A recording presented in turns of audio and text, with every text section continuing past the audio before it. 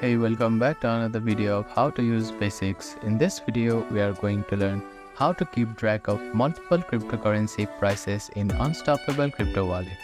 To keep track of multiple cryptocurrency, you can use its built-in feature to monitor market trends and portfolio. First, open the application and log in using your credential.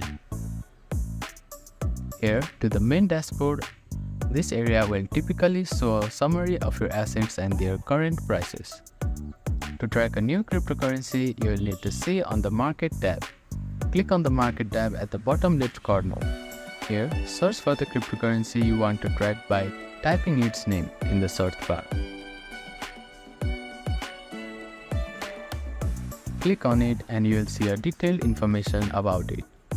You can also add this to your wish list. Click on the star icon which is at the top right corner. After that, go to the watch list and you will find the cryptocurrency here. Here you can switch between different time frames.